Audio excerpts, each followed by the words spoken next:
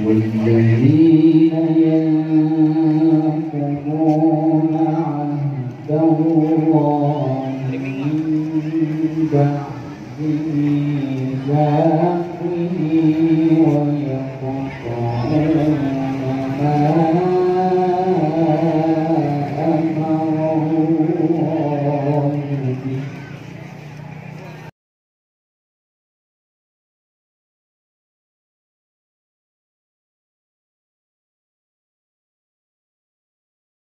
Kedah ngagaduhan cita-cita anu sae nemawi kamurang kalih urang pupuk Pak, pupuk sing gaduh cita-cita ulah leutik hate cenah santri teh kumaha ayeuna ulah leutik hate ayeuna mah geus aya hari santri nasional Pak, dihargaan santri teh Pak, berkesan santri teh Ibu.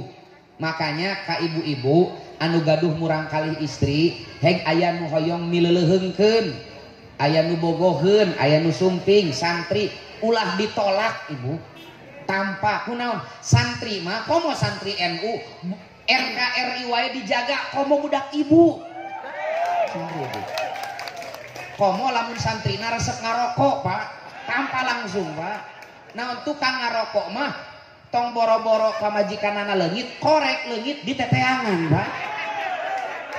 Jadi eta mah double perhatianana teh. Intinya santri itu harus bisa mandiri, santri harus punya proyeksi masa depan Pak, sing optimis Pak, ulah leutik hate atuh cenah kumaha bersaing jeung anu S1, S2, S3, S campur, S doger alah eta mah salembar ijazah Pak.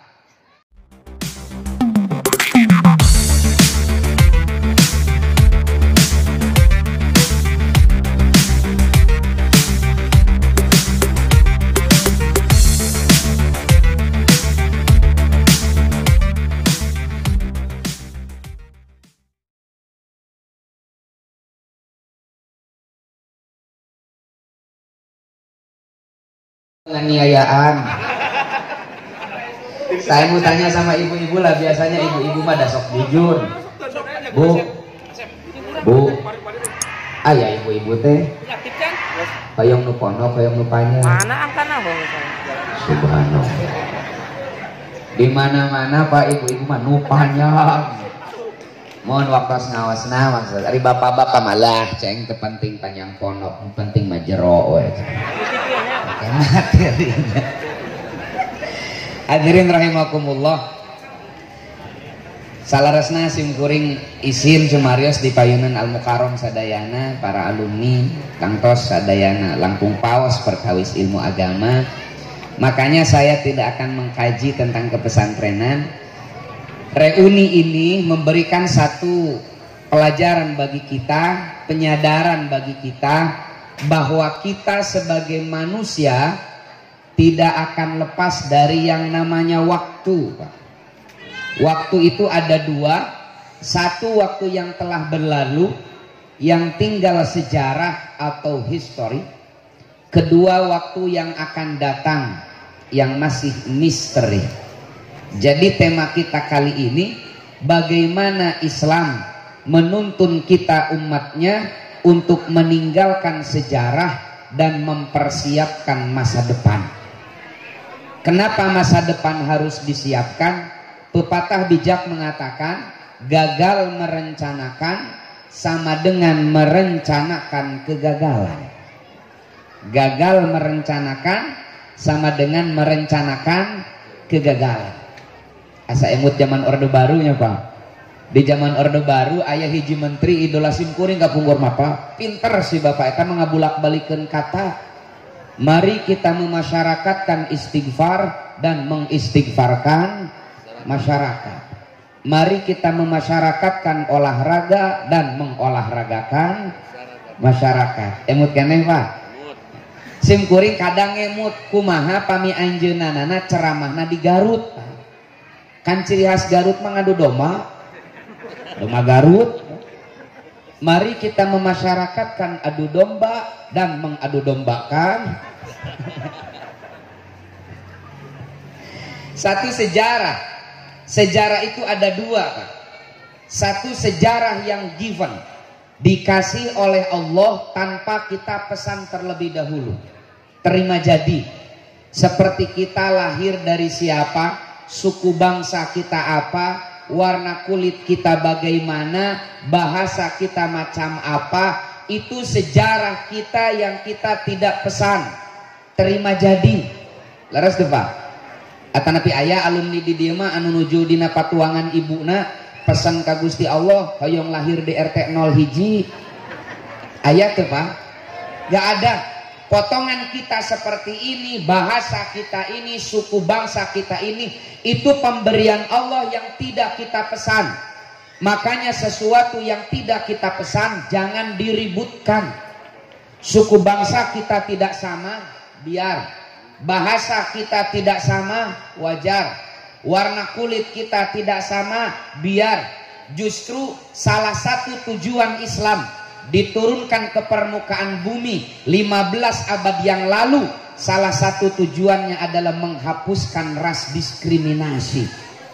Kata Nabi di dalam khutbatul wada yang begitu terkenal, beliau mendeklarasikan, ayyuhan nas, wahai sekalian manusia, kullukum min Adam, kalian semua berasal dari Nabi Adam, wa Adam min turab, dan Nabi Adam berasal dari tanah. La fadla baina arabiyyin ala azamiyyin illa bittaqwa. Tidak ada istilahnya suku Arab lebih baik daripada suku non Arab. Tidak ada rumusnya dalam agama kita suku Arab lebih mulia daripada suku Sunda. Tidak dikenal di dalam Islam suku Sunda lebih baik daripada suku Jawa. Semua di hadapan Allah sama. Yang membedakan adalah kualitas ketakwaannya. Inna akramakum indallahi atqakum. Ini pesan universal di dalam Islam. Al-musawamatul insaniyah, egalitarianism, kesamaan derajat sesama manusia. Jadi nanti kalau Bapak Ibu mendengar ada orang, ada mubalig yang dalam ceramahnya memprovokasi umat untuk membenci satu suku tertentu, satu etnis tertentu karena sukunya, karena etnisnya, sudah dipastikan itu mubalig yang kedaluarsa.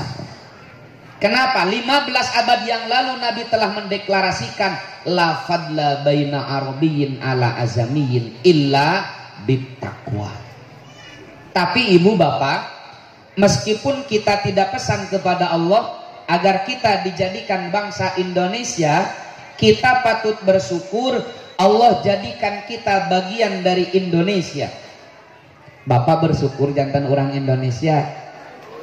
Nih ibu-ibu, bu bersyukur jantan orang Indonesia. Kunaon bersyukur? Tah iya masalahnya. Ibu bersyukurnya bersyukur. Kunaon bersyukur? Nya duka. Nih agar kita bersyukur karena memang manusia itu fa amma bi ni'mati rabbika fahadis. Kudu disebut-sebut jelema mengarah syukuran nikmat. Yang pertama, kenapa kita wajib bersyukur menjadi bangsa Indonesia? Karena ibu, Indonesia itu negara dengan iklim paling stabil di dunia. Karena berada di garis khatulistiwa. Panjang siang sinaran panjang wengi di Indonesia relatif sami Pak. Numawi saumna orang Indonesia mah maksimal paling lami 14 jam. Maksimal saumna orang Indonesia mah 14 jam.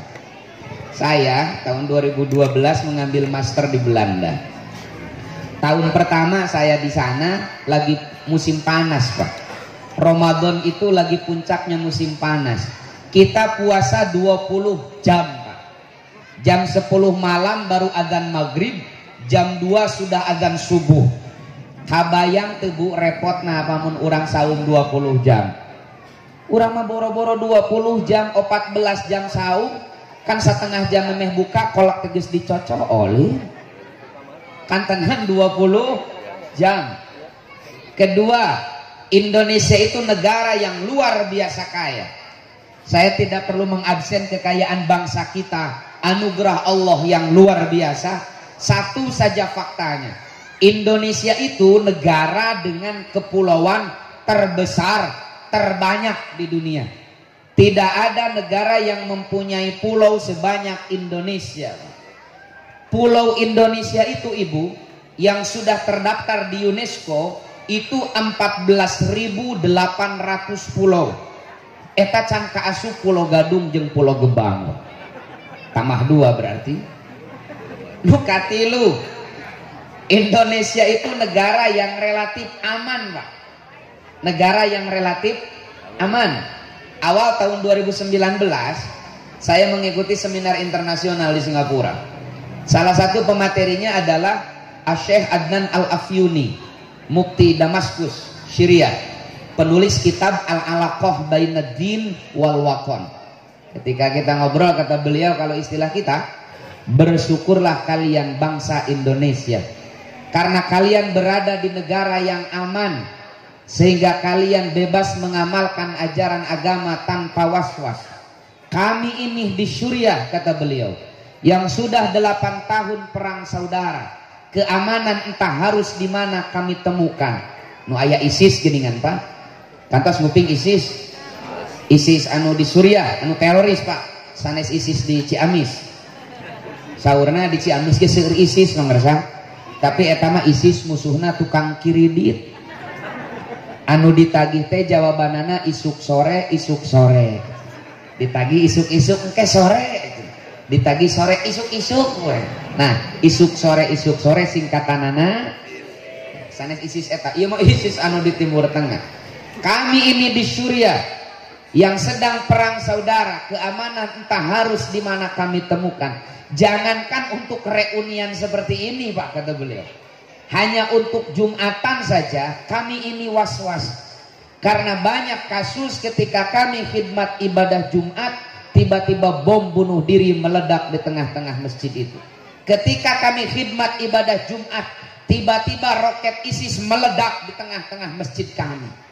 Jadi, Pak, di Suriah mah, Ibu, kulantaran negara teu aman, bade Jumatan geus sieun bisi aya bom bunuh diri. Nah, di Indonesia alhamdulillah nuju Jumatan tiasa kulem, Pak.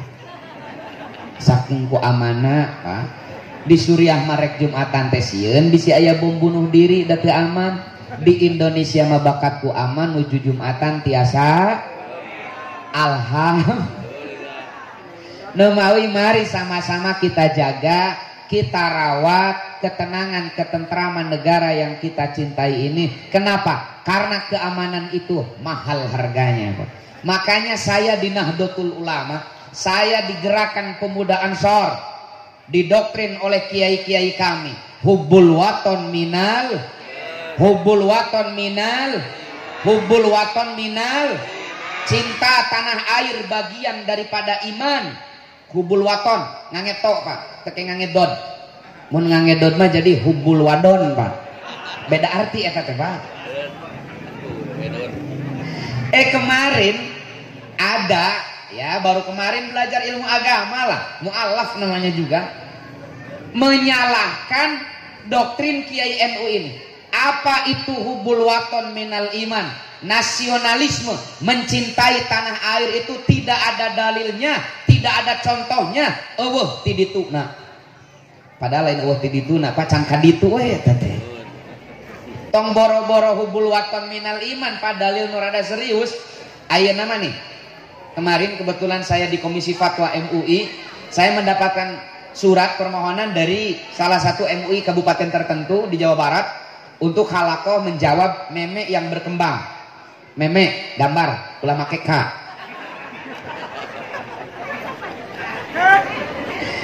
Meme yang berkembang yang diterbitkan oleh ittiba.rasul.com, Pak.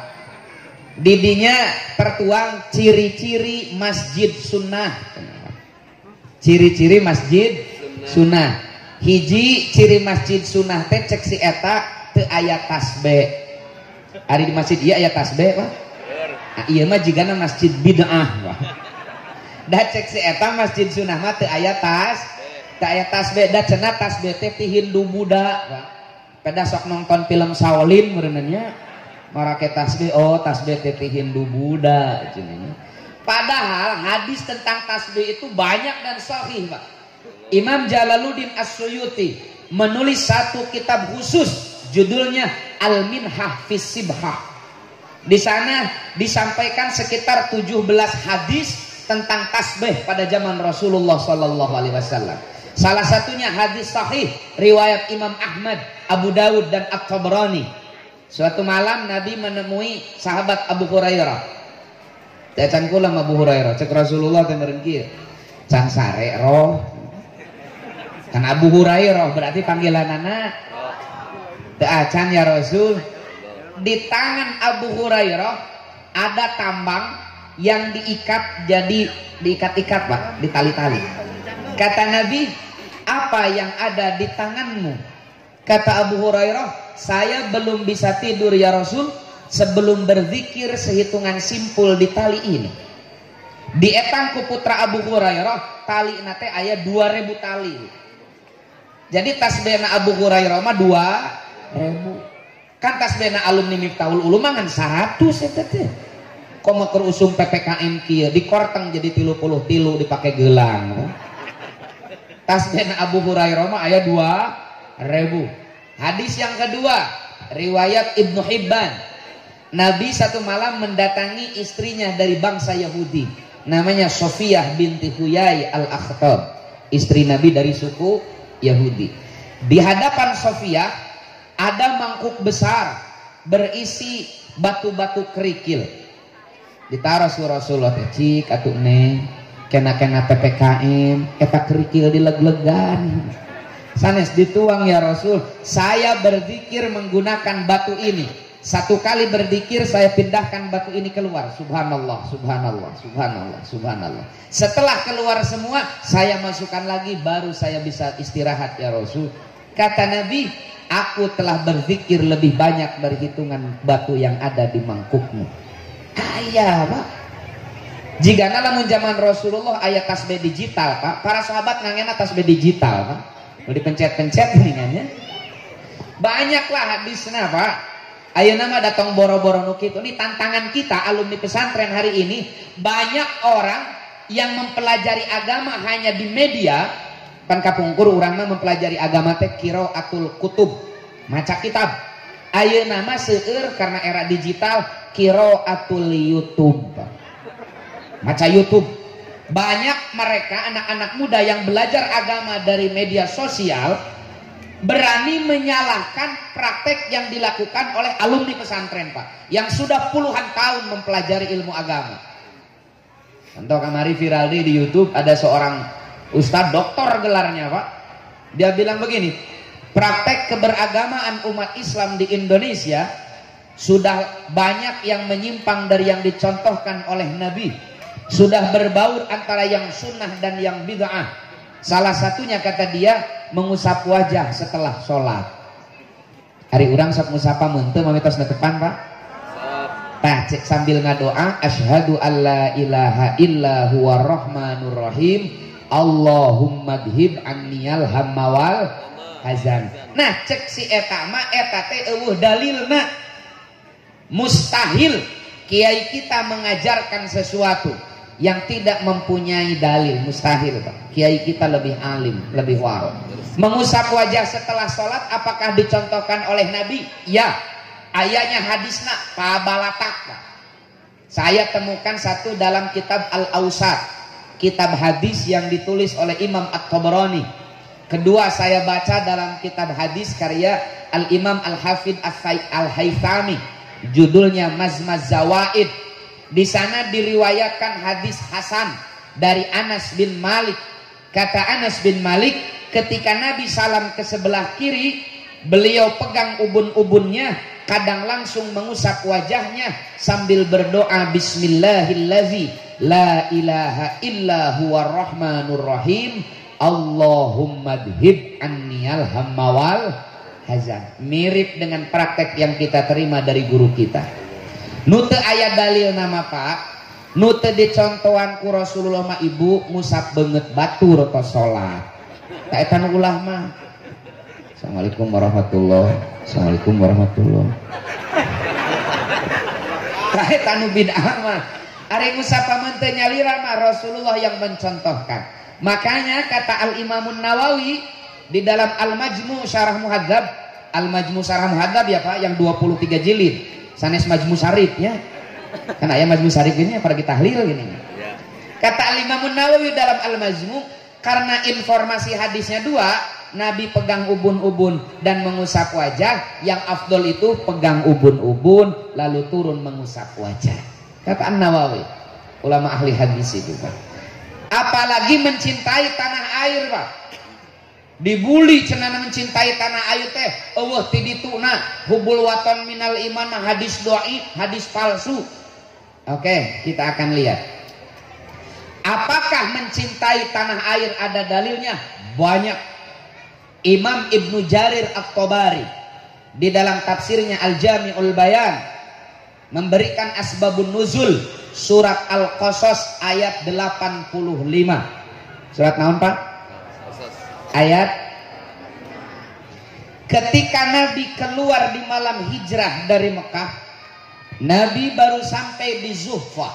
Zuhfah itu satu kampung antara Makkah dan Madinah. Di Fathul Mu'in salah sawios mikot makani. Zuhfah. Lalu Nabi berhenti di sana, mengalihkan pandangannya ke arah Mekah, melihat terakhir kali tanah airnya. Cek Nabi Temur, di sana tempat lahir beta. Tak terasa air matanya meleleh Pak. Rasulullah nangis Pak. Keluar dari lisannya, sungguh engkau adalah sebaik-baiknya tempat yang aku cintai. Andai masyarakatmu tidak mengusirku, niscaya tak akan pernah aku tinggalkan engkau, duhai Makkah tercinta. Jelas, duhai Makkah tercinta. Lalu datang malaikat Jibril membawakan surat Al-Qasas ayat 85. Innallazi farada alaikal Qur'an laradduka ila ma'ad.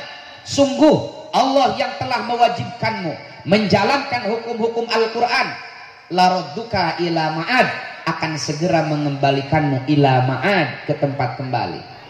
Imam At-Tabari memberikan 3 penafsiran tentang ma'ad dalam ayat ini. Ada yang menafsirkan surga, ada yang menafsirkan akhirat, ada juga yang menafsirkan sebagai Mekah. Ini diterima dari Ibnu Abbas, disampaikan oleh Ikrimah, Mujahid dan Maqatil. Ciri khas kiai pasantren mah kitu nafsirkan Quran teh lain sorangan Pak. Ayeuna mah kan usum maca Quran terjemahna dipahami ditafsirkan ku sorangan. Kiai kita itu tidak begitu Pak. Ketika memahami Al-Quran, ia melihat tafsirnya. Paham Pak? Ayeuna mah kan aya anu modal terjemahan wungkul lalu nafsirkan, mengambil kesimpulan dari ayat itu. Makanya sampai pada kasus cenah Nabi teh pernah sesat sebelum menerima wahyu. Aya kan mubalik nyorete gitu Pak. Semua manusia pernah sesat termasuk Nabi Muhammad. Sebelum mendapat wahyu beliau berada dalam kesesatan. Ini Allah yang bilang wa wajadaka dzolan fahada. Pedah dolan teh meureunna terjemahna sesat. Dolan dalam ayat itu bingung kehead, sesat deui. Sakacida jelema teh. Sebut saja mawar. Nah, kiai kita itu nggak begitu. Ambil Al-Quran, baca tafsirnya. Makanya kata Ikrimah, Maqatil dan Mujahid menerima dari Ibnu Abbas, maksud tempat kembali dalam ayat ini adalah Mekah. Jadi kalau kita mengikuti penafsiran Ibnu Abbas itu begini.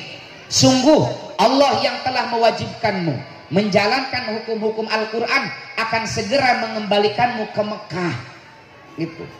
Dengan futuh Mekah beberapa tahun yang akan datang. Makanya Al-Imam Ismail Haqqi Al-Hanafi di dalam tafsirnya Ruhul Bayan menafsirkan ayat ini, wa fi tafsiril ayah isyaratun ila anna hubbal waton minal ayat. Dari tafsir ayat ini ada isyarat bahwa mencintai tanah air adalah bagian daripada iman. Buka dalam tafsir Ruhul Bayan karya Ismail Haqqi Al-Hanafi. Kita lanjutkan lagi. Karena Nabi semangat karena Allah sudah menjanjikan kembali lagi ke Mekah, Nabi melanjutkan perjalanan sampai beliau di Madinah.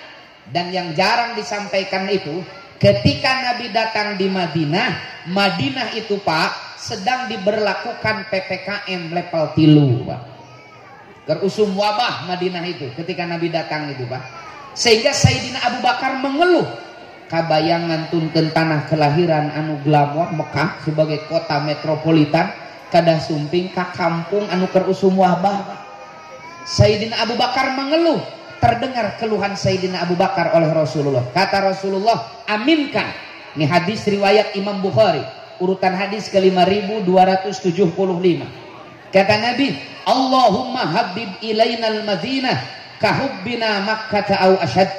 Ya Allah, anugerahkan kepada kami rasa cinta terhadap Madinah ini, tanah air baru Rasulullah, melebihi kecintaan kami terhadap Makkah al-Mukarramah.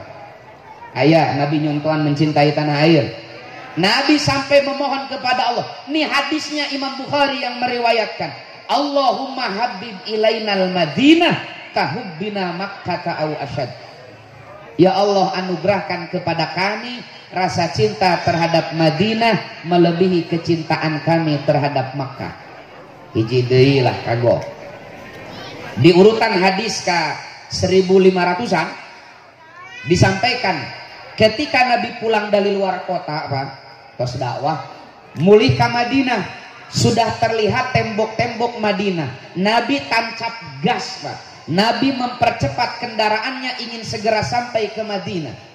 Makanya Ibnu Hajar Al-Asqalani di dalam Fathul Barinya memberikan syarah, wa fil hadisi dalalatun ala fadlil Madinah wa ala masyru'iyati hubbil watan wal hanini ilai. Hadis ini punya 2 poin. 1, kemuliaan Madinah. 2, disyariatkannya mencintai tanah. Ayah, mencintai tanah air. Ya. Bagi bapak, para kiai yang ingin lebih detail tentang dalil hubul waton itu, silahkan baca satu kitab tipis, cuma 204 halaman tebalnya, karya As-Sayyid Muhammad bin As-Sayyid Usamah Al-Azhari. Judulnya Al-Haqqul Mubin fi raddi ala man tala'aba biddin. Di sana jelas hubul waton indal mufassirin, hubul waton indal muhaddisin, hubul waton indal fuqaha, hubul waton indal syu'ara, lengkap detil Pak. Makanya jangan sekali-kali meragukan kiai kita Pak. Cuma kiai kita itu tidak biasa menghafalkan dalil Pak. Kiai kita itu tidak biasa menghafalkan dalil, tapi biasanya mengamalkan dalil. Kiai urang mengamalkan dalil Pak, tarang ngapalkeun dalil. Prakteknya sesuai dengan dalil meskipun beliau tidak hafal dalilnya. Sok kiai urang. Matak jarang kiai anu dalilnya seperti itu Pak. Karena kiai kita itu jarang menghafalkan dalil tapi mengamalkan dalil. Matak kita sebagai santri, sebagai alumni ulah wakasuudon, upami guru kita sepuh orang Sayyiduna Al-Mukarram melakukan sesuatu yang memang secara keilmuan kita asa salah Pak, bawa-bawa ilmu orang can nepi. Ayeuna makan seueur alumni anu songong Pak. Saya banyak menerima kabar Pak, aya alumni lah mereka dididik ti leutik, diajar ti bubudak di pesantren, kecemplung we ka kota, gaul jeung nutup pararuguh, dawani nyalahkeun guru na Pak. Ternyata orang teh salah cenah baheula teh. Aya loh. Tapi sanes alumni Miftahul Ulum sanes. Alumni di dieu mah saroleh sadayana. Ieu mah alumni pesantren di Amerika. Jadi mencintai tanah air, cintailah. Kenapa? Karena tanah air ini Ibu dari Sabang sampai Merauke adalah sajadah panjang kita umat Islam Indonesia untuk sujud dan mengabdi kepada Ilahi. Kalau kita mencintai Allah, maka cintailah tempat sujud kita kepadanya, yaitu Indonesia. Makanya Ibu, saya tanyalah sama Ibu Bapak, Pak, Bu, tiasa teu urang hirup tanpa tanah dan air. Salah ngape di awang-awang jiga tongeret. Tiasa moal. Di tanah Indonesia kita berpijak. Di tanah Indonesia kita sujud.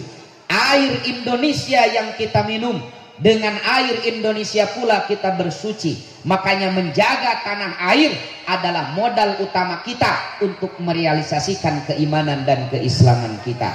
Bujang-bujang tegaduh tanah air, Pak. Tanah airnya tidak aman saja, Nabi harus meninggalkan tanah kelahirannya, di mana beliau lahir, tumbuh, berkembang, dewasa dan berkeluarga di Mekah.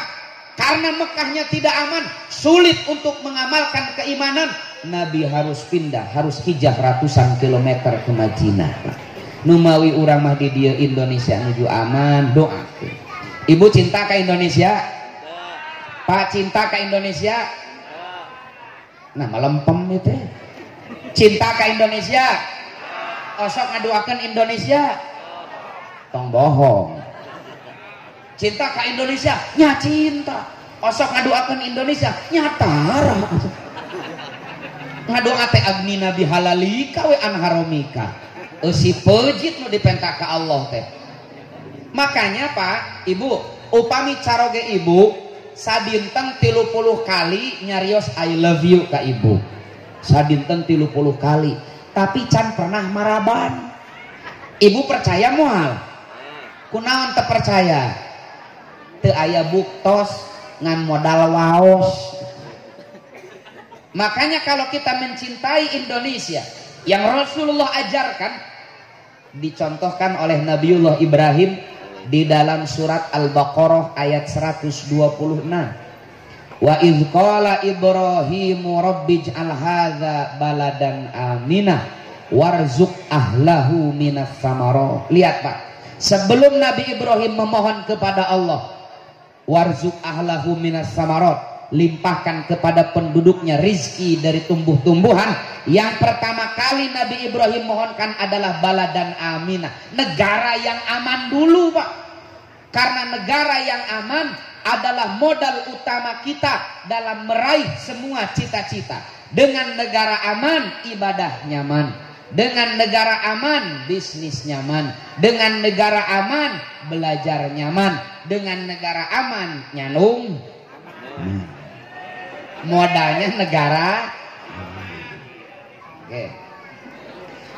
Saatos urang ngadoakeun Indonesia aman Pak, kade praktek kita, ucapan kita, status kita harus mengarah kepada ketenangan keamanan negara Pak. Karena kata kiai kita, doa itu harus diikhtiarkan dan ikhtiar itu harus didoakan. Mengikhtiarkan doa dan mendoakan ikhtiar.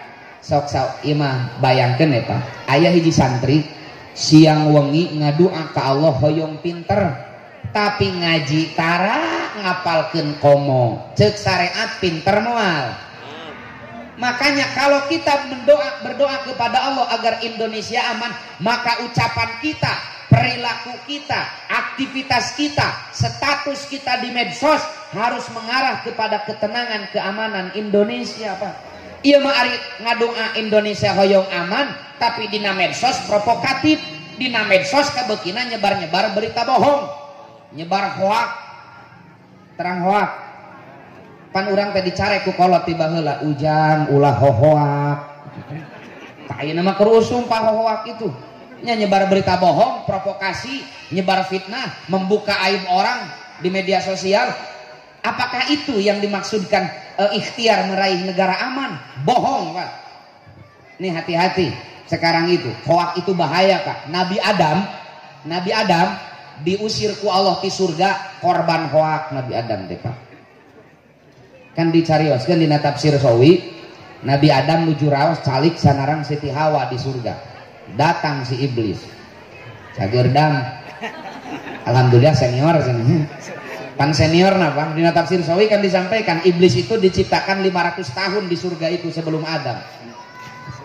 Dan dari dinya mah budak kamari senenya. Nuhun arahanana senior. Apal di pojok surga belah ditu on deket kantor NU, cenah didinya kan aya tangkal didinya teh dah. Mohon ta eta ngaranna sajaratul khuld, pohon keabadian. Kalau kau makan buahnya kau akan kekal di dalam surga. Pan eta teh bohong, eta teh hoak Pak. Singkat ceritalah Nabi Adam gerawak karena buah khuldi, murka Allah, diusirlah beliau dari surga.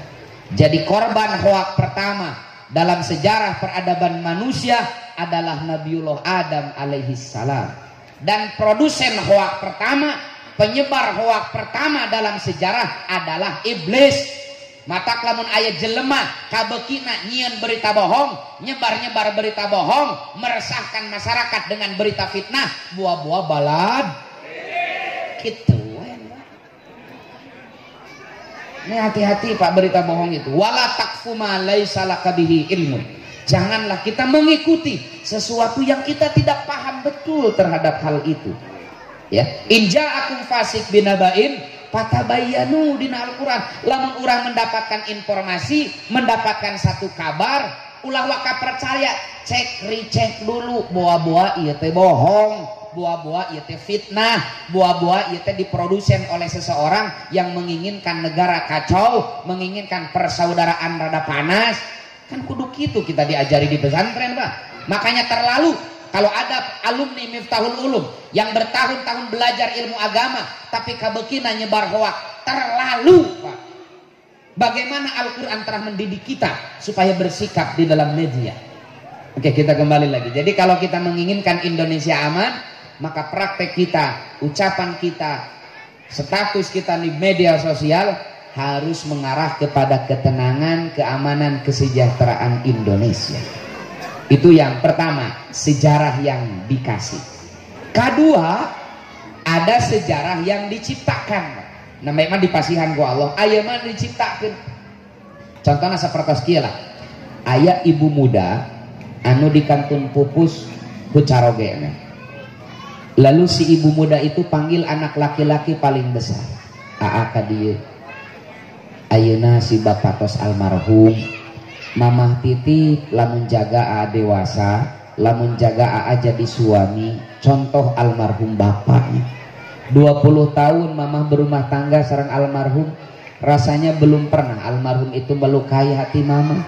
Tadi teman-temannya takziah ke sini, ternyata bapak kamu itu di masyarakatnya top, di alma maternya top. Aa kalau dewasa contoh almarhum bapak. Itu sejarah bukan, Bu? Dikasih atau diciptakan? Diciptakan ku almarhum Salami Jumeneng, Pak. Karena ada lagi ibu muda yang ditinggal wafat oleh suaminya.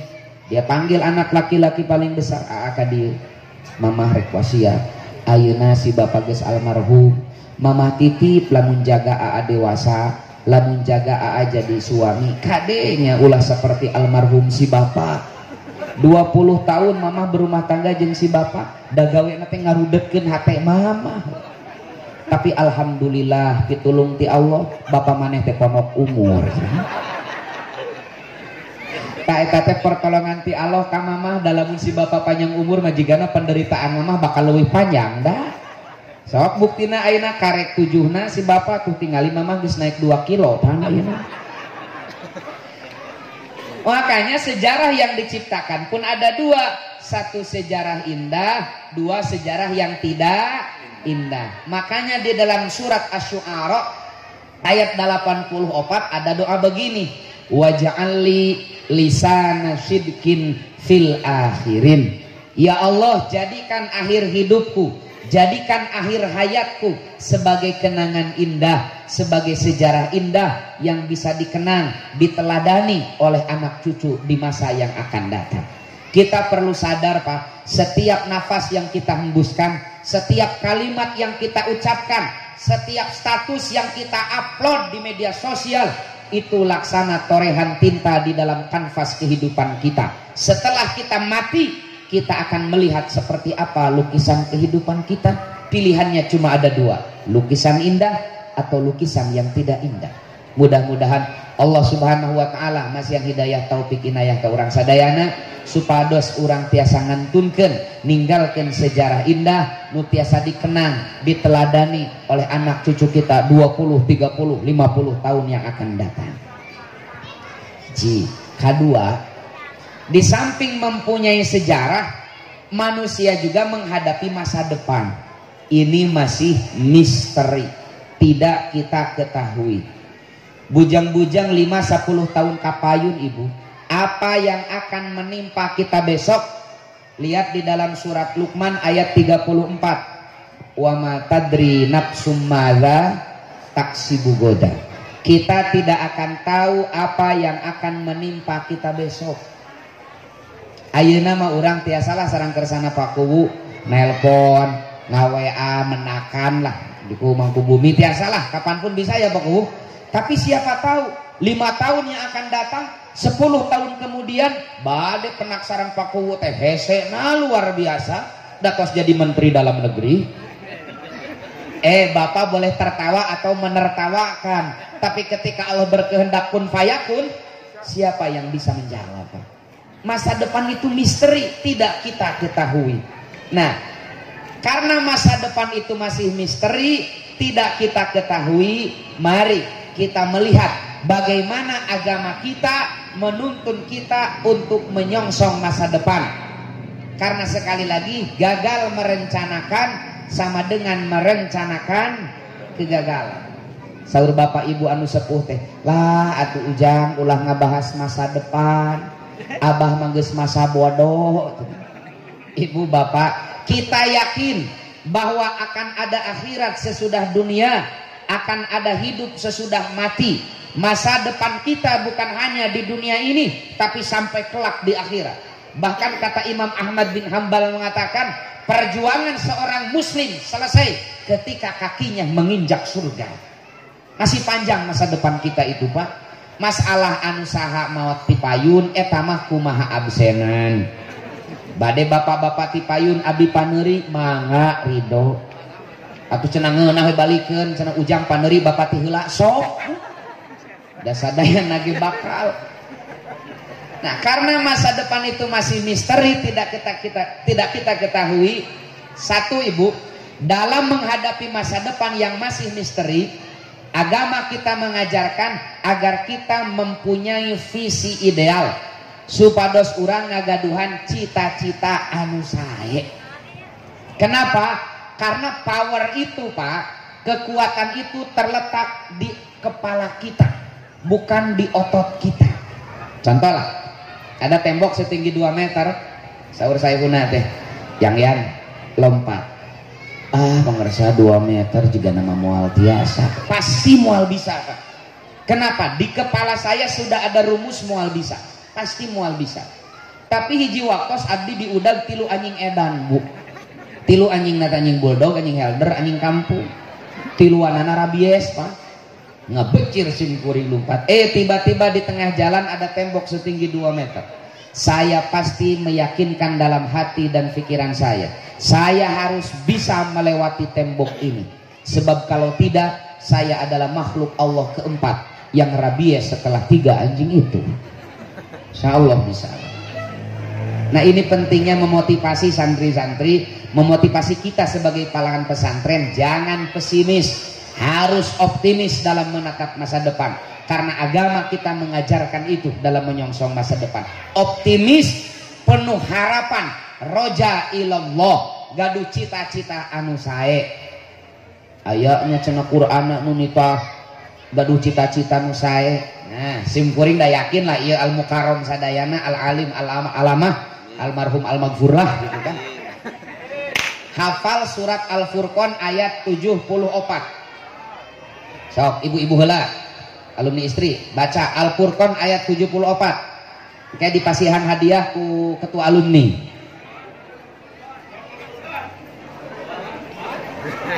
Sok bapak-bapak. Tah ieu masalahna teh Pak, urang teh hese ngapalkeun ngaran surat jeung nomor ayat Pak. Dari dicontohan masuk barisa eta teh. Contohan heula Pak. sapertos murang kali gini nganuju tahfidz dipanggil ku guru nate, ujang ka payun coba baca surat Al-Insyirah. Nah hulang sok biasa maknya alam nasroh, oh alam nasroh laka sodrok, waduh di orang Al-Insyirah mah ngahulang di contohan alam nasroh norolog. Surat Al-Furqan ayat 74 itu adalah doa yang sering kita baca. Saya kasih bocoran, Rabbana hablana min terus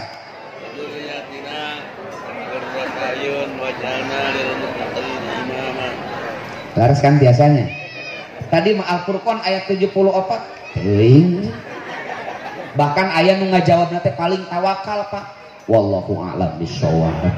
Nah eta mah paling tawakal. Tapi aya deui nu leuwih parah ku di tukang katempo. Baca surat Al-Furqan ayat 74, da kalah ngaharewas ka gigireunana. Antep tong dijawab. Da engke ge kumanehanana dibejaan. Lihat doa ini Pak. Rabbana hablana min azwajina wa dzurriyyatina qurrata a'yun. Ya Allah, anugerahkan kepada kami anak istri yang bisa menjadi pelipur duka kami. Mana visi idealnya? Mana cita-cita terbaiknya? Lihat di akhir ayat, waj'alna lil muttaqina imama, dan jadikan kami sebagai imamnya, sebagai pimpinannya orang-orang yang bertakwa. Lihat, dalam ayat ini kita tidak diajari untuk memohon dijadikan orang yang bertakwa kan? Enggak. Tapi kita diajari memohon dijadikan pimpinannya orang-orang yang bertakwa. Ini kan ideal Pak. Upami nuju usum pileg maka mari caleg teh lain ngadoa kieu, ya Allah mudah-mudahan abdi sing jadi anggota DPR lain Pak. Islam mah ngajarkeunana ngadoana kieu, ya Allah mudah-mudahan abdi sing jadi ketua DPR. Nah gitu. Ideal Pak. Penting. Dalam tafsir At-Tabari juz kedua, saya membaca sepenggal kisah Sayyiduna Muhammad. Di Madinah ada seorang sahabat yang miskin sekali. Saking miskinnya mengundang perhatian Nabi. Karena memang pamihoyong terkenal mah kudu ekstrim Pak. Mun miskin pisan, mun beunghar pisan, gampang terkenal nanti. Laras teh. Soklah seperti Sayyiduna Al-Mukarram lah, santri ratusan, alumni ribuan, sim kuring yakin nineng dengan kadua santri. Hiji santri anu pinter pisan, dua santri anu bodoh pisan. Hese poho eta mah. Ari santri nu biasa-biasa mah sok pilih lah kayak saha ieu teh. Jadi kudu ekstrim. Saya sebagai dosen Pak, saya cuma ingat dua mahasiswa saya. Padahal saya ngajar di Jakarta ngajar, di Bandung ngajar. Yang saya ingat itu cuma dua mahasiswa. Mahasiswa yang pinter banget dan mahasiswa yang goblok banget.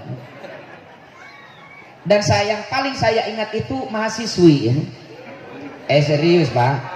Mahasiswi yang pinter banget, cantik banget, kaya banget, orang tuanya sudah tua banget, dan dia anak tunggal.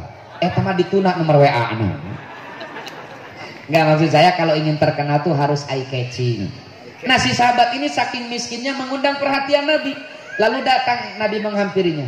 Kang, kunaon akang teh manikismin, kunaon akang teh jadi pukoro masakini gitu kan. Cek si sahabat, iya Rasul, saya miskin seperti ini karena doa saya. Dengan pede Rasul gogodeg, karena doa akang. Memang akang ngadu aku mah tapi kabalangsa. Begini, ya Allah, hidupkan saya di dunia dalam keadaan miskin melarat, tapi bangkitkan, gantikan kelak saya di akhirat dengan surga Firdaus. Si sahabat ini. Lalu Nabi sambil tersenyum berkata begini, mau gak aku ajarkan doa yang lebih baik daripada itu? Kan tenan ya Rasul. Lajang Rasulullah mawaskeun surat Al-Baqarah ayat 200 hiji. Sok ibu-ibu heula contohan. Di bejaan deui ieu teh.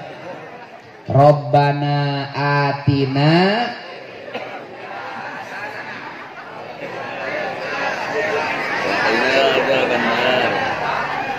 jantan kemah upami ningali santri urang di piwarang Al-Insyirah ngahulang di contohan alam nasroh norolong teu kenging digumujengkeun geuningan sarua Lihat doa ini, Rabbana atina fid dunya hasanah, ya Allah anugerahkan kepada kami kesuksesan di dunia, wa fil akhirati hasanah, dan kesuksesan di akhirat, bahkan wakina azabannar. Doa sahabat itu yang minta sukses di akhirat, melarat di dunia, coret. Seorang muslim itu harus punya visi sukses dunia, sukses. Ini kan luar biasa Pak, visi itu. Nemawi pentingnya merubah mindset, merubah pola pikir. Kita punya Allah yang maha segala-galanya. Tidak ada yang mustahil ketika Allah berkehendak. Kewajiban kita hanya menentukan target. Saya punya pengalaman, buka pungkur abdi di Rorompok, di kampung lah, menuju alit. Lamun aya pesawat terbang, lamun aya kapal, sok diudag jeung babaturan teh di gorowan. Kapal menta duit. Hari dijani sami. Oh my god. Tapi asa can pernah di auran kapalnya, di auran duit ku kapalnya. Sim kuring ngarangi ka pun biang, "Mama, aa mah hoyong naik kapal, hoyong ke luar negeri sakola teh ngarah naik kapal." Ibu saya waktu itu tahu persis Pak, kalau orang tua saya tidak mampu menyekolahkan saya ke luar negeri karena keterbatasan ekonomi. Tapi seorang ibu yang punya visi ideal, seorang ibu yang dalam lisannya ada kaulang sadida, beliau peluk saya, kumamah didoakeun aa sing sakola ke luar negeri, jung bageur ka sabrang ka Palembang, ari balik mawa masih kan ya kerupuk sudah geus diganti ku cilok goang. Nah, karena ada doa orang tua, karena ada visi ideal, ya alhamdulillah lah sakieu mah. Ya alhamdulillah lah sakieu Pak. Tesis saya kemarin diterbitkan di Nanyang University, Universitas Nomor Wahid di Singapura. Kita bukan belajar, ngajar kita di sana. Kenapa? Ada cita-cita. Ya, numawi kasadayana titi tumbuhkan rasa cita-cita. Nih, saya mau cek dulu lah ibu-ibu. Bu. Ieu mamisalkeun kondisi ekonomi ibu teh liuk eueuh ragap teu aya, Kismin bin Balangsak alias Malarat. Lalu putra ibu nuju mondok di Miftahul Ulum nyarios kieu, "Mah, aa teh ke hoyong kuliah di kedokteran mun beres di dieu teh. Nu ratusan juta geuning biayanya. Kinten-kinten ibu bade ngawalar kumaha?" Walar rate kieu, "Teteh, mamah teh lain teu ngadukung, atuh da urang mah kumaha? Boro-boro kuliah di kedokteran, pan ka dokter ge hese."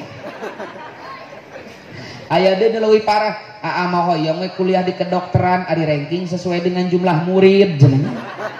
Sok sanaos leres putra ibu teh murid 30 ranking ka 30. Murid 10 ranking ka 10. Tapi ibu, kewajiban kita sebagai orang tua hanya melakukan reinforcement Pak. Kewajiban kita sebagai guru hanya melakukan reinforcement, melakukan penguatan terhadap cita-cita baik anak-anak kita. Ketika saya di Eropa, saya main ke Swedia dan Finlandia. Swedia dan Finlandia itu Pak, negara dengan sistem pendidikan terbaik se-alam dunia 5 tahun berturut-turut. Saya penasaran macam apa sih pendidikan di sana itu. Lalu saya 1 minggu lah di Finlandia. Ternyata tidak ada yang beda Pak pengajarannya. Tapi ada satu pengalaman yang menarik.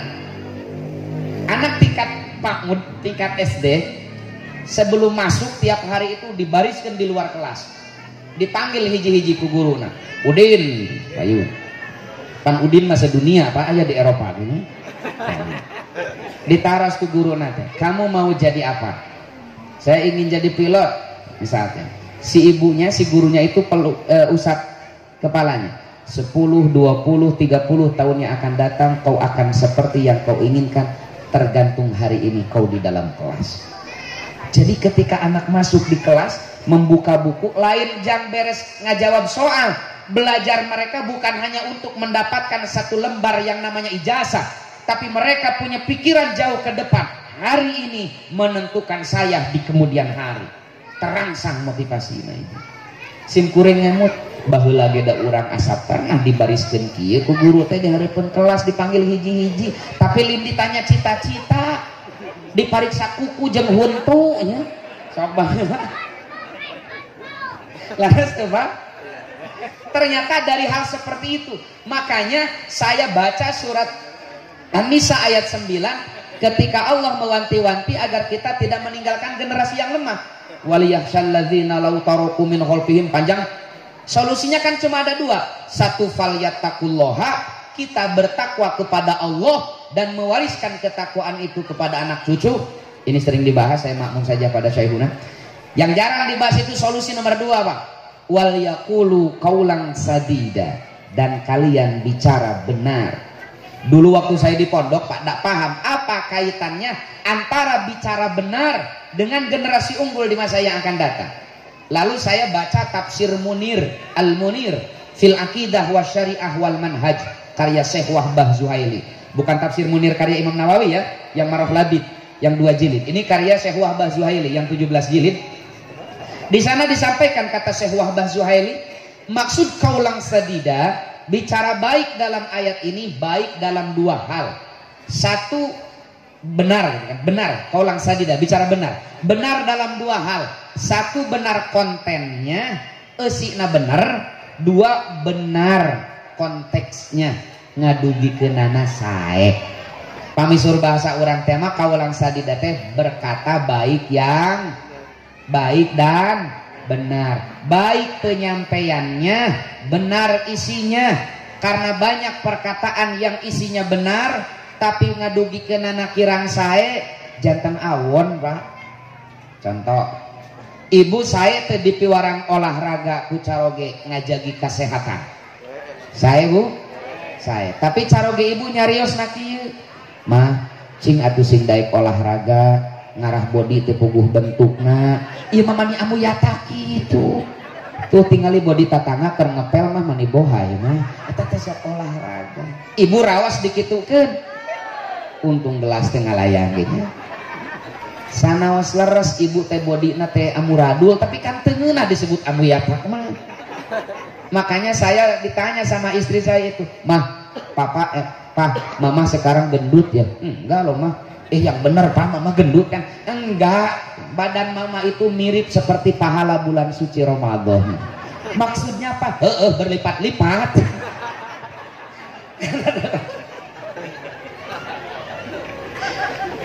Kamu rangkali gitu. Ibu nih Al-Quran keren sekali Pak. Misalkan kieu, saur ibu teh, "Aa ulangan tajwid sabaraha kamari?" "Opat mah." "Sabaraha?" "Opat." Tuh udah nyok HP wae karena ngapalkeun nya sare wae meureun di pasantrenna menang opat tuh nyerakeun mama we bodoh aa mah jiga bapak mirip bapak maneh bodoh gitu nya. Sok senajan bener budak kurang teh bodoh, tapi jangan dibilang bodoh Bu, itu menghancurkan rasa percaya diri. Kok mau disebut bapak maneh gitu. Kan kita budak, yes, gening si bapak ge. Bodoh. Kaulang sadida tuh begini, aa sabaraha ulangan tajwid? Opat. Mama mah baheula kantos kenging 2. Tapi tidinya mamah langkung rajin ngapalkeun, langkung giat belajar. Pas ulangan deui teh alhamdulillah kenging 8. Ayeuna aa opat, sok gera bagur sing langkung rajin gera ngapalkeunana, sing langkung giat belajar. Insyaallah gera kemah kenging 10. Mamah yakin aa langkung pinter da daripada mamah. Cik raoseun nu kahiji raosa nu kadua. Ari ibu sok nu kahiji nu kadua. Makanya jangan salahkan siapa-siapa ketika anak kita 10-20 tahun yang akan datang tidak menjadi generasi yang layak dibanggakan. Kenapa? Karena mereka tumbuh dengan lisan kita orang tuanya. Makanya di dalam parenting education, pendidikan tentang keorangtuaan ada istilah begini. Bila anak dibesarkan dengan caci maki, dia akan belajar rendah diri. Namun bila anak dibesarkan dengan motivasi, dia akan belajar mengaktualisasikan diri. Kaulang sadida. Al-Quran itu keren sekali. Makanya kita sebagai kalangan pesantren yang bertahun-tahun menekuni mempelajari kandungan Al-Quranul Karim, mari kita percaya diri, sampaikan ilmu pesantren kepada dunia. Ternyata kenapa? Karena sarua Pak. Al-Quran masih kaulang sadida, bicara baik dan benar. Ternyata menurut para peneliti tentang perkembangan anak, memang anak itu tumbuh berkembang sebagaimana lisan orang tuanya Pak. Seperti bonsai Pak. lisan orang tua. Numawi ka sadayana kita sebagai guru kade titip jangan mudah melaknat anak didik kita. Allah akan melaknat orang tua yang sering melaknati anak-anaknya. Bodoh, bangor, hehe. Allah tidak suka terhadap orang tua, terhadap guru yang sering melaknati anak-anaknya. Kenapa? Karena itu akan menjadi doa, Pak. Jantan kemah pami ayah santri. Saya punya guru, Pak. Beliau itu setiap minggu minta ditulis, kebetulan dulu saya jadi lurah pondok lah, minta dituliskan santri nu bangor, Pak, setiap Jumaah. Saha santri nu pang bangorna tulis. Musim kuring tadi teliti dikasihkan. Tapi can pernah dipanggil, Pak. Sudah berjalan hampir 3 bulan, penasaran gitu. Kok nyuhungkeun nek panggilkeun santri nu pang bangorna, tapi asa perubahan can pernah dipanggil. Sim kuring ngawantun-wantun karep. Naroskeun naon maksudna. Ternyata saurkun guru, santri yang paling bangor, nu paling bedegong, nu pangheulana didoakeun ku akang supaya sehat, supaya soleh. Tah guru itu seperti itu. Sok karaos lah, urang syariatna tiasa sapertos ayeuna, dihargaan ku masyarakat, di lemur masing-masing. Panginten eta teh teu leupas tina doa almarhum almaghfur lah guru-guru urang. Urang mah da teu terang anjeunana ngadoakeun urang kumaha. Tapi sok karaos panginten ku bapak-bapak ayeuna, urang ngadoakeun santri urang, ngadoakeun murang kali urang. Tah guru urang ge sapertos kitunya deudeuh ka urang teh, Pak. Makanya terlalu kalau ada alumni, kalau ada santri yang berburuk sangka, apalagi berkata-kata yang tidak layak kepada gurunya. Makanya ketika Nabi ditanya oleh sahabatnya, ya Rasul, orang tua saya telah wafat. Adakah amal saya yang bisa dikategorikan sebagai wujud bakti saya kepada mereka yang sudah wafat? Ini hadis riwayat At-Tirmidzi. Kata Nabi, 1, jangan kering lisanmu dari mendoakan guru dan orang tuamu, seperti lisan mereka tak pernah kering mendoakanmu. Kedua, lanjutkan kebaikan-kebaikannya. Katilu, muliakan teman dan saudaranya. Kaopat, laksanakan cita-cita baiknya. Sepuh urang almarhum almarhumlah pejuang Islam, pejuang di Nahdlatul Ulama, numawi urang sebagai alumnina tos tangtos sebagai wujud bakti urang ka anjeunanana, disagedengan ngadukakeun anjeunanana, menyebut beliau dalam setiap doa-doa kita. Maka di dunia nyata kita pun ikut melanjutkan kebiasaan-kebiasaan baik almarhum almarhumlah. Kebiasaan sepuh urang ngaheuyeuh-heuyeuh masyarakat, ngolah negara, majukeun masyarakat melalui Nahdlatul Ulama. Yuk urang lanjutkan kasayang sayana. Kenapa? Itu sebagai wujud bakti urang ka anjeunanana. Kadua, katilu, lamun anjeunna gaduh kahoyong, gaduh cita-cita belum tercapai karena usia yang tidak memungkinkan, kewajiban kita, tanggung jawab kita bersama untuk merealisasikannya. Kenapa? Kata Nabi, itu adalah wujud bakti kita kepada beliau. Ya. Hadirin rahimakumullah. Alah, saja itu teraskeun, Pak. Oke, lanjutkan. Ngan ulah mingatnya. Sok ke teraskeun lah, aing mek balik heula. Oke, jadi yang pertama dalam menghadapi masa depan teh naon, Bu? Tuh, da geus paroho deui. Kedah ngagaduhan cita-cita anu sae. Nemawi kamurang kalih urang pupuk, Pak, pupuk sing gaduh cita-cita, ulah leutik hate. Cenah santri teh kumaha ayeuna mah ulah leutik hate. Ayeuna mah geus aya hari santri nasional, Pak. Dihargaan santri teh, Pak. Berkesan santri teh, Ibu. Makanya ka ibu-ibu anu gaduh murang kalih istri, heg aya nu hoyong mileuleheungkeun, aya nu bogoheun, aya nu sumping santri, ulah ditolak, Ibu.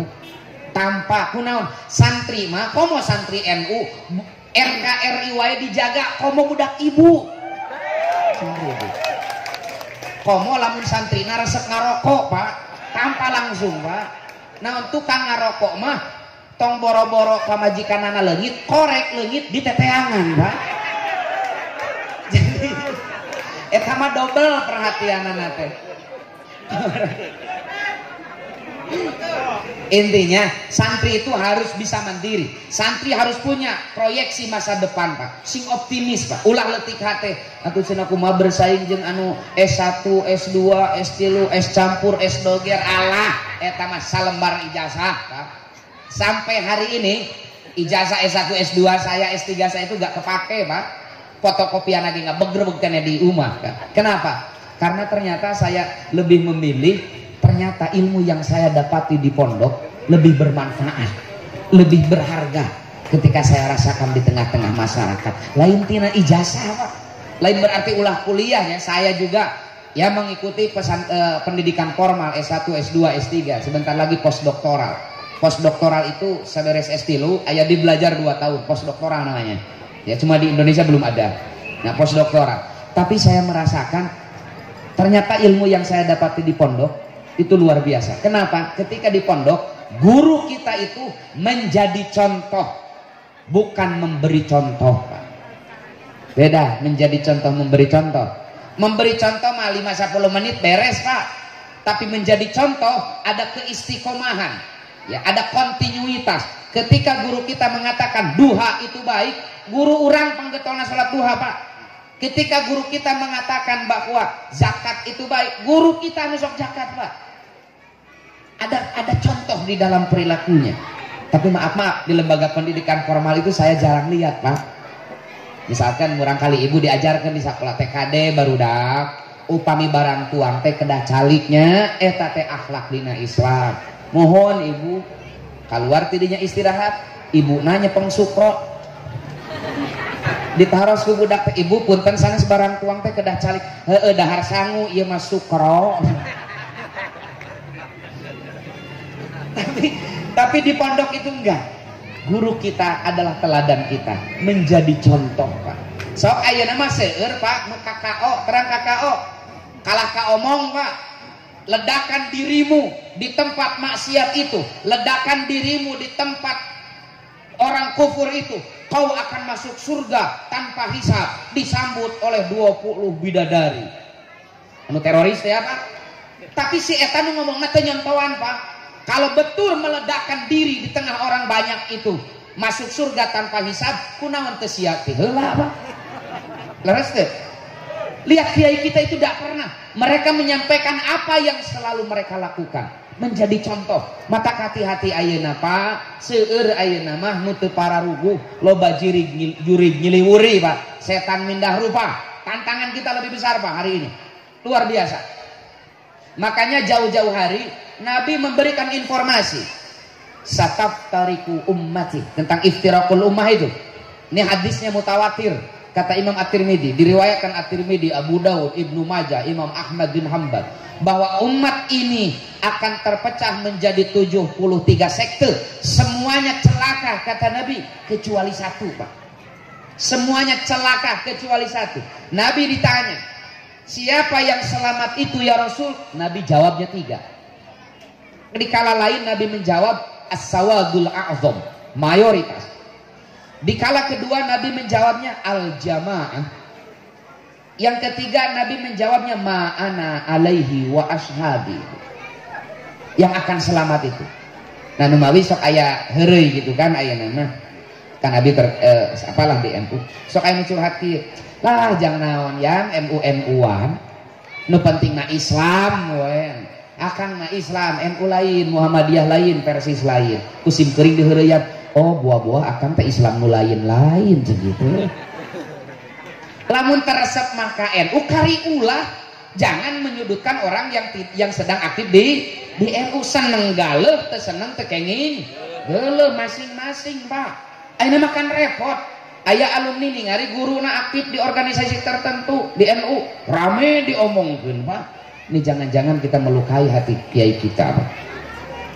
Nih, bagaimana Islam mungkul ti Rasulullah? Nabi yang bilang umatnya akan terpecah menjadi 73 firqah Pak, 73 aliran Pak. Cek Nabi kabeh ge salah kecuali hiji Pak. Kayak panjang lah Ahlussunnah wal Jamaah intinya. Jadi orang teh kudu hati-hati Pak. Ngaku Islam tapi perilakunya jauh tina keislaman. Memang Khawarij zaman Sayyidina Ali preman Pak. Memang Abdurrahman bin Muljam yang membunuh Sayyidina Ali itu preman. Abdurrahman bin Muljam itu Pak adalah kepala TPQ pertama Mesir, tapi tidak di bawah BKPRMI-nya, ada can usul maritama. Ketika masa Sayyidina Umar bin Khattab, yang diutus untuk mengajarkan baca tulis mu'alaf Mesir adalah Abdurrahman bin Muljam. Hafidul Quran, qaimul lail, ahli tahajud, shaimun nahar, ahli puasa sunat, zuhud anid dunya. Tersepun proposal Pak Khawarij Pak. Tapi orang yang seperti ini, dia menghunus pisaunya, bertakbir sambil menusuk Imamul Muslimin Sayyidina Ali bin Abi Thalib. Bari takbir si Abdurrahman bin Muljam teh Pak ngabunuh Sayyidina Ali teh, Allahu Akbar, Allahu Akbar, Allahu Akbar, ngabunuh Sayyidina Ali Pak.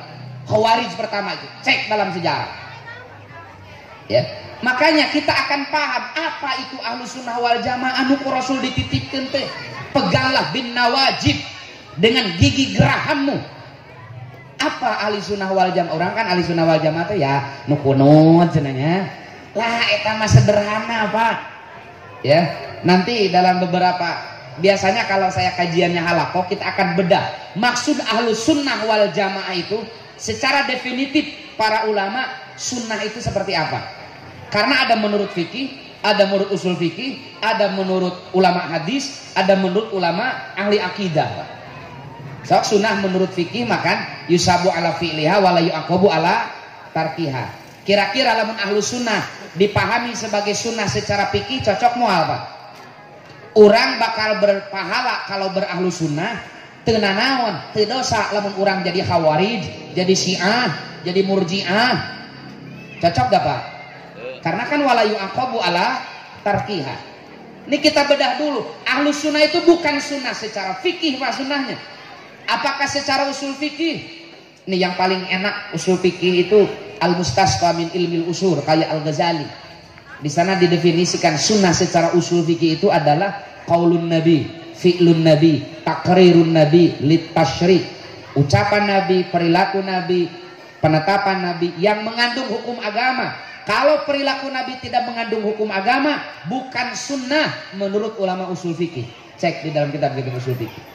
Pertanyaannya, lalu ada perilaku nabi yang tidak mengandung hukum agama? Banyak. Banyak perilaku nabi yang tidak mengandung hukum agama. Saya dikasih rumus oleh guru saya, Al-Mukarram Al-Habib Profesor Said Agil Al-Munawar. Kata beliau, kalau kebaca sebuah hadis, cek dengan dua rumus ini, nanti kau tahu ini tasyri atau ghairu tasyri. Kalau tasyri berarti sunnah dalam usul fikih, adillatu syar'iyah yang kalau dilakukan najib menjadi sunnah menurut fikih. Kalau tidak mengandung tasyri itu hanya informasi saja. Dan mayoritas ulama mengatakan tidak ada anjuran mengikuti perilaku nabi yang ghairu tasyri. Cek di dalam usul fikih al-Islami karya Syekh Wahbah Zuhaili ya, ataupun di dalam Al-Ihkam karya Imam Al-Amidi. Mayoritas ulama rumusnya hiji Pak, kalau yang dilakukan nabi itu bukan hanya dilakukan nabi oleh kaum muslimin, tapi dilakukan juga oleh mayoritas masyarakat pada saat itu, baik muslim ataupun non muslim, maka sudah dipastikan itu ghairu tasyri, tidak mengandung hukum. Mana? Hadis sahih riwayat Abu Daud, faslu ma baina amamatina wa amamatil kufar al-qalan suwa. Kata Nabi, beda na beno orang jeung beno orang kafir aya kopiah di jero. Berarti nu make beno zaman Nabi lain Nabi jeung kaum muslimin wungkul. Abu Jahal, Abu Lahab jeung Abu Nusayjem, kecuali Abu Rijal Bakri da can aya make beno Pak. Jelas faslu ma baina amamatina wa amamatil kufar al-qalan suwa. Bedana beno orang jeung beno orang kafir. Berarti orang kafir ge make beno. Berarti memakai sorban di kepala ngecek orang Ciamis mah beno ghairu tasyri. Teu aya pahala. Kenapa? Ghairu tasyri. Jadi ulah serab ningali seseorang, urang kan terkadang ningali penampilannya. Guru urang anu penampilan anak basajan ala kadarnya, urang teh sok kadang asa biasa. Tapi aya hiji tamu make jubah, make beno kan urang terada di DP nya.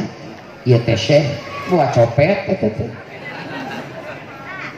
Jadi kesolehan itu kealiman bukan di beno Pak, karena ayah memakai beno tapi jahat Pak. Sok dina film Dragon Ball si Raja Piccolo Pak. Jadi bukan di pakaian sunnah itu ya, tapi dalam akhlak dan keyakinan Pak. Hiji deui dina Sahih Bukhari Pak diriwayatkeun Nabi kapungkur ketika di Mekah upami nyisir rambutna kapengker Pak jika coyun Pak, karena orang musyrikin kapayun. Nabi tidak mau sama dengan musyrikin, kapengker. Lalu Nabi hijrah ke Madinah, ningali orang-orang Yahudi nyisir rambutnya itu bukan ke belakang, bukan ke depan, tapi ke kiri dan ke kanan, dibelah dua. Dari saat itu kata Aisyah, kalau aku disuruh oleh Nabi menyisir rambutnya, beliau minta dibelah dua seperti ini Pak. Rawahu Bukhari Pak. Pertanyaannya, apakah membelah rambut menjadi dua ini sok sanajan riwayatnya Sahih Bukhari tasri atau tidak? Tidak. Kenapa? Bukan hanya Nabi saja yang dibelah dua itu, Yahudi juga dibelah dua. Jadi ulah mentang-mentang ayah hadis coretna kitu hadis sahih langsung dieksekusi diamalkan Pak. Kita orang pesantren tahu lah mana usul fikihnya heula nanti ya panjang. Yang terakhir yang ketiga ada sunnah secara ulumul hadis.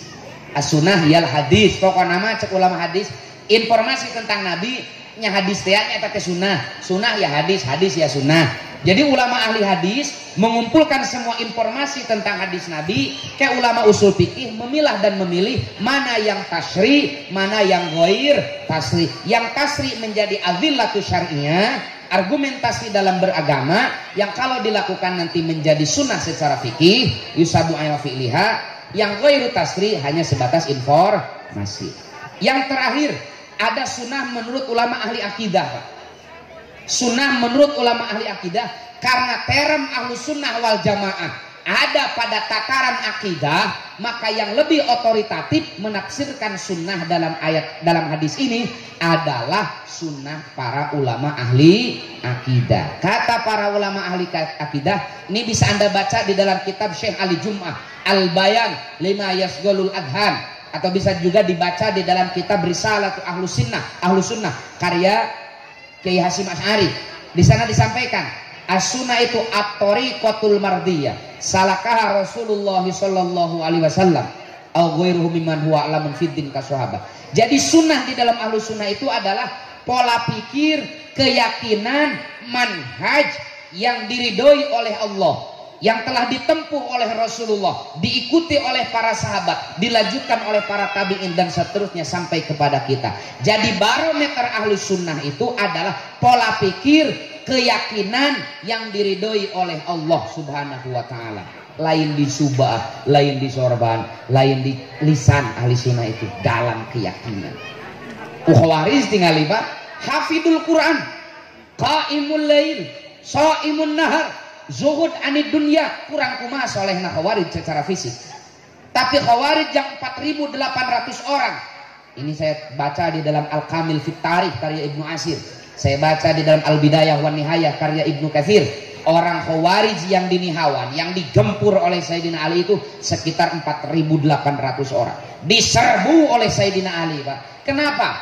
Ali tidak lihat salatnya, Ali tidak lihat hafalan Qurannya, tapi yang Sayyidina Ali lihat at-tariqahnya ghairu mardiyah, pola pikirnya tidak diridhoi oleh Allah. Apa pola pikir yang tidak diridhoi oleh Allah? Mengkafirkan ahlul kiblat yang tidak sependapat dengan dia. Ali kafir, Muawiyah kafir, Abu Musa al-Asy'ari kafir, pokoknya nama anu teu sarua jeung manehanana kafir. Nih hati-hati. Makanya karya kata Abu Thahir Al-Baghdadi di dalam kitab Al-Farqu Bainal Firaq, beliau mengatakan ahlus sunnah la nukaffiru ba'duhum ba'dhan wa laisa bainahum khilaf yujibu tabarriya wa takfir fahum idan ahlul jamaah al-qa'imuna bil haq. Bahkan secara tegas Asy-Syaikh Imamu ahli sunnah namina Abu Hasan Al-Asy'ari, beliau menulis dalam kitabnya Al-Luma' fi raddi ala ahli ziyagi wal bidah, beliau mengatakan nahnu la nukaffiru ahadan min ahlil kiblat, kami ini tidak pernah mengkafirkan satu orang pun dari ahlil kiblat. Ahlu sunnah mah kitu teu gampang kopar kafir ka batur ka ahlul kiblat. Ini hati-hati loh. Ayeuna mah kan keterlaluan. Beda masalah pilihan politik, wah gini kan juga nanti beda akidah apa, atuh santai wen ya, slow. Islam Nusantara lebih kafir daripada orang kafir. Bukan ahli sunnah Pak yang mudah mengkafirkan orang muslim itu Pak. Islam Nusantara kan mungkin lebih kafir daripada orang kafir. Di rumah saya itu ada Islam Cipasung Pak.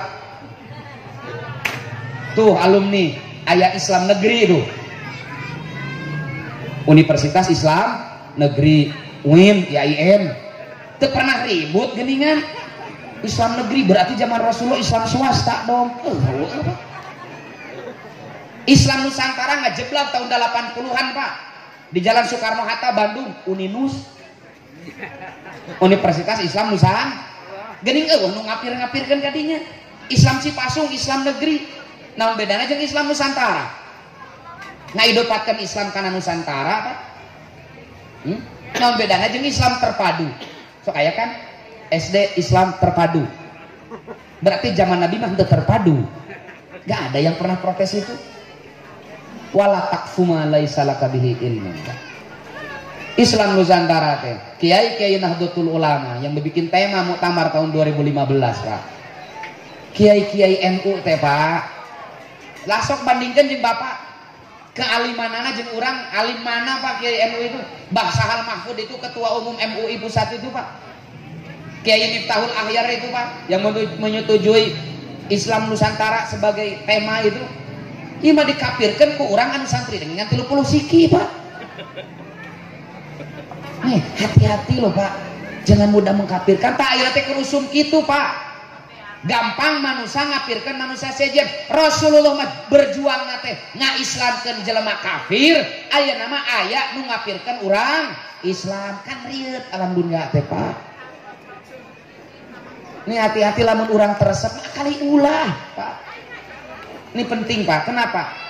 Ciri ahli sunnah wal jamaah itu la nukaffiru hadan min ahlil kiblah. Ya, ciri ahli sunnah teh gampang ngapirkeun tah urang teh Pak hayang berislam teh dina ahli sunnah wal jamaah anu bener.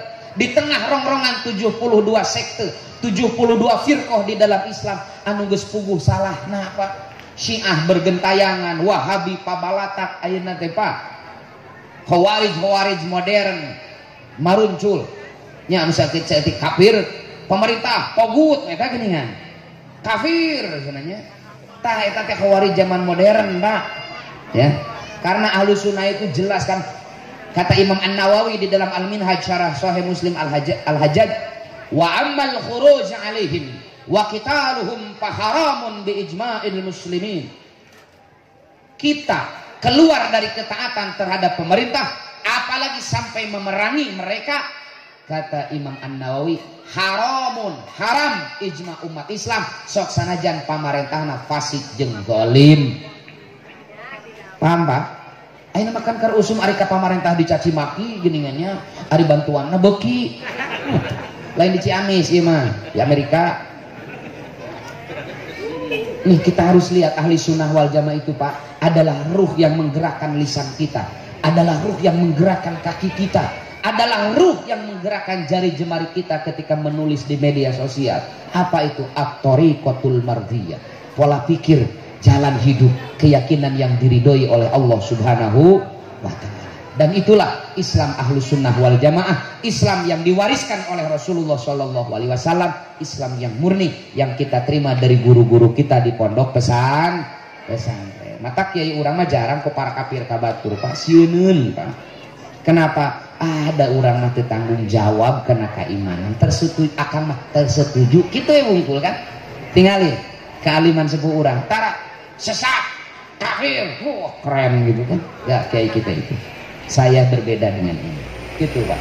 Nah ini yang perlu kita lanjutkan dari almarhum Al-Maghfurah guru kita. Bagaimana keyakinan beliau terhadap Islam yang benar, Islam Ahlus Sunnah wal Jamaah, Islam yang tidak mudah mengkafirkan umat Islam yang lain hanya karena perbedaan pendapat, apalagi hanya beda pendapatan. Ya kan beda apa pendapat dan biasanya beda pendapatan usuk dari wuhnya.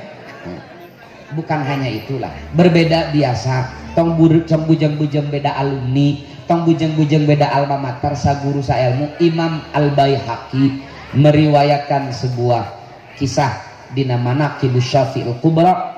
Suatu hari Imam Asy-Syafi'i rahimahullah berbeda pendapat dengan gurunya Al-Imam Malik bin Anas, masalah rizki. Saur Imam Malik, rizki itu tanggung jawab Allah. Rizki akan datang seperti ajal, tak perlu dicari, akan datang dengan sendiri. Imam Syafi'i itu setuju. Pangarsa saur abdi mah rizki teh kudu dicari. Henteu cek akang mah datang sorangan. Rame guru murid mengeluarkan argumentasinya. Singkat cerita tidak ada titik temu. Akhirnya Imam Syafi'i mungkur di payun. Di tengah jalan penak sareng nini menuju Mangul Korma, Pak. Cek Imam Syafi'i teh karunya mudah dibantuan lah ku Imam Syafi'i dijajabkeun. Terus dijajabkeun ka bumina, cek sini nih teh heula. Masihan beberapa genggam kurma lumayan jang dikobong. Cana ke Imam Syafi'i muli emut ka guruna.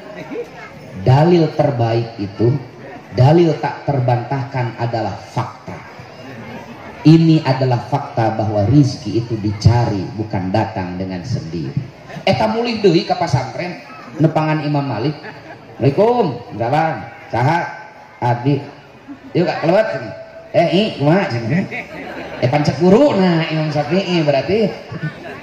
Ieu pangarsa gaduh rizki saalit cenah hoyong karaosan naon? Korma. Oh nya kadir. Imam Malik nuang korma, Imam Syafi'i gumujeng naon seuri jang. Saur pangersa, dalil yang paling kuat adalah fakta. Maksudnya ini adalah fakta bahwa rizki itu dicari.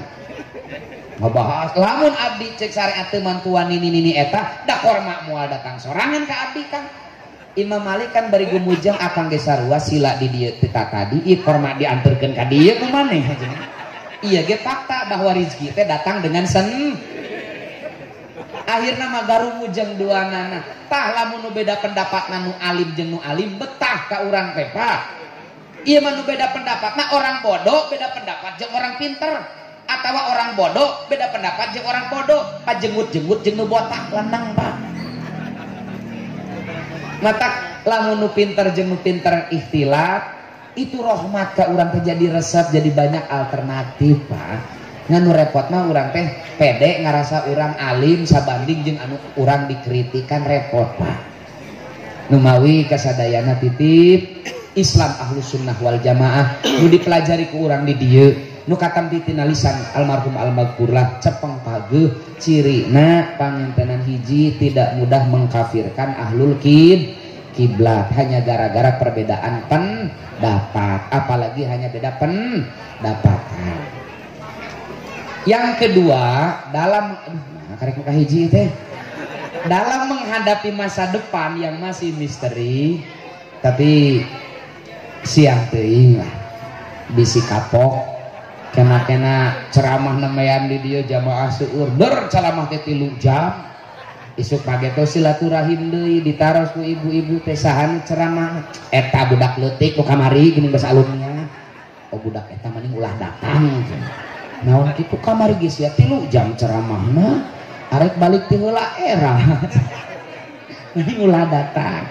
Kan ari sakedap mah 1 jam 1/2 beres. Anjing pageto silaturahim deui ditaros ku ibu-ibu. Sanu ceramahna? Eta nu alit-alit kasep ditasi. Oh, eta mah jang yayan. Ieu urang daratang ieu udah sok sakedeung si ujang eta mah. Nah, itu maksud perkataan Nabi, yasiru wala tu'assiru. Mudahkan jangan dipersulit. Basyiru wala tunaffiru. Beri kabar gembira, buat jamaah nyaman, jangan membuat mereka kapok dalam beragama. Sakitu nu tiasa kapihatur hapunten kumawantun sanes mapatahan ngojai ka tukang ojai, sanes mapatahan lumpat ka tukang lumpat, ieu mah etang-etang pildacil nya. Hapunten anu kasuhun hadanallahu wa iyyakum ajmain wallahul muwaffiq ila aqwamit thoriq. Wassalamualaikum warahmatullahi wabarakatuh.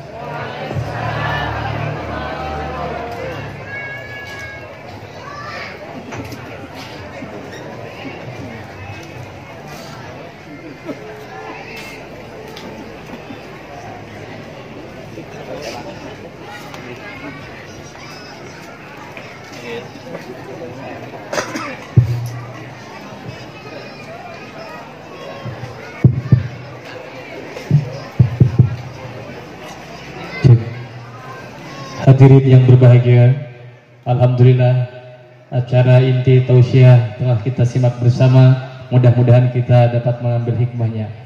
Hadirin wal hadirat rahimakumullah, untuk selanjutnya yaitu merupakan acara yang terakhir, yaitu penutup yang akan diisi dengan doa. Dan untuk memandu doa kepada Al-Mukarram, Bapak Kiai Didi Ubaidillah dipersilahkan.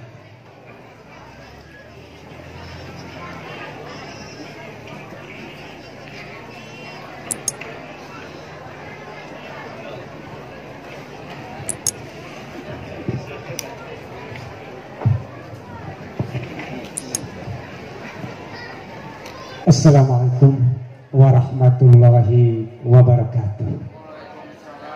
Allahumma sholli wa sallim wa barik wa sallim ajma'in. Amin. A'udzu billahi minasyaitonir rajim. Bismillahirrahmanirrahim. Alhamdulillahi rabbil alamin. Hamdan syakirin, hamdan na'imin, hamdan yuwafi ni'amahu wa yukafi'u mazidah.